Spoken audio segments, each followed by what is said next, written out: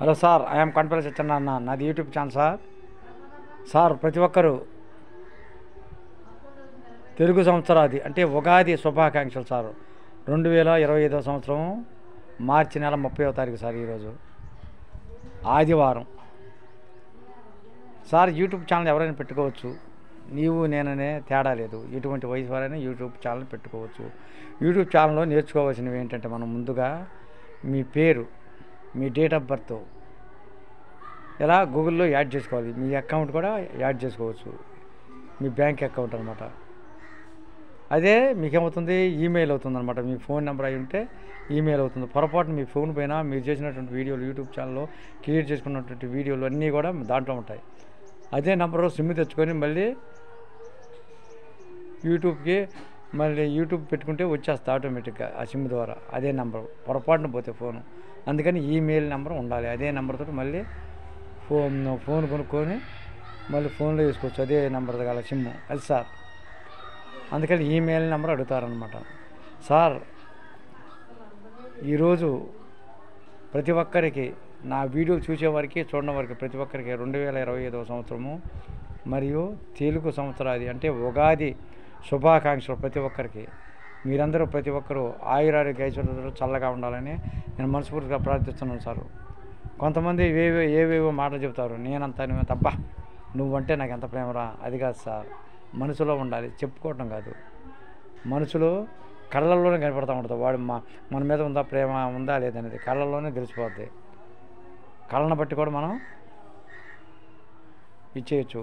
కొంతమంది ఏంటి చెప్పేస్తారనమాట, నీ మీద ప్రేమ ఉందా అనేది. తప్పు లేదు, మరి ఊరికి అదే పనిగా చెప్తే చేతిస్తామంటారు.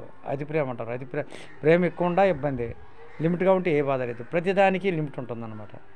లిమిట్ దాటితే ఎవరో రక్షించలేరు. అందుకని ఉండేవాడిగా ఉందాం, అందరినీ ప్రేమిద్దాం, అందరిలో మనం ఉందాం. అదే సార్. నేను నా యూట్యూబ్ ఛానల్లో షార్ట్స్ వీడియోస్ తీస్తున్నాను సార్. ఇలానే పెద్ద వీడియోలు కూడా తీస్తున్నాను సార్. ఇలా పెద్ద వీడియోలు మాట్లాడేటప్పుడు మీరు మ్యూజిక్స్ పెట్టకుండా తీస్తే మంచిదని నా ఐడియా. ఈ మ్యూజిక్స్ పెడితే ఏమవుతుందంటే సార్, ఒకసారి కాపీరైట్స్ వస్తుంది.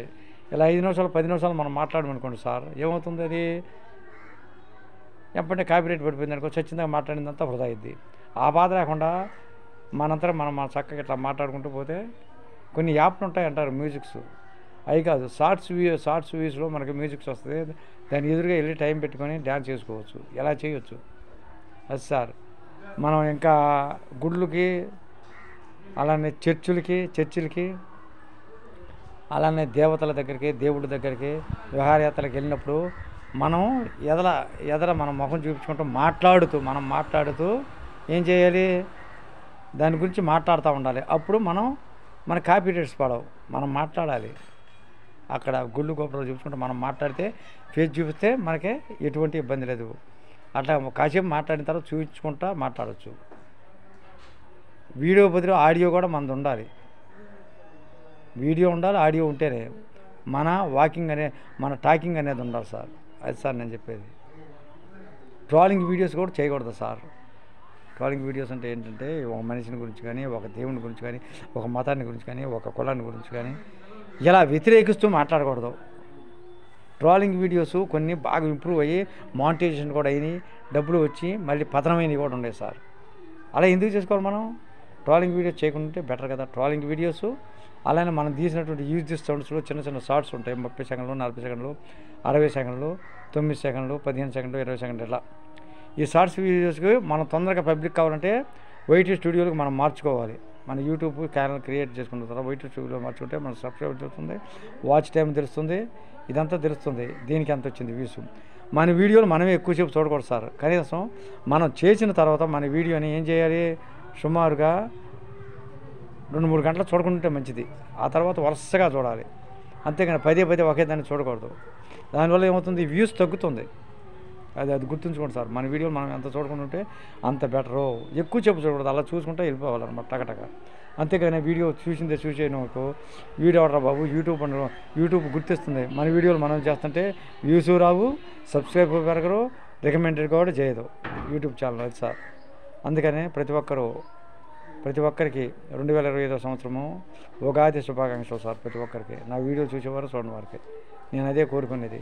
మీరందరూ ఆయురారోగ్య ఐశ్వర్యంతో చల్లగా ఉండాలని మనస్ఫూర్తిగా ప్రార్థిస్తున్నాను సార్. సార్ ఉంటాను సార్.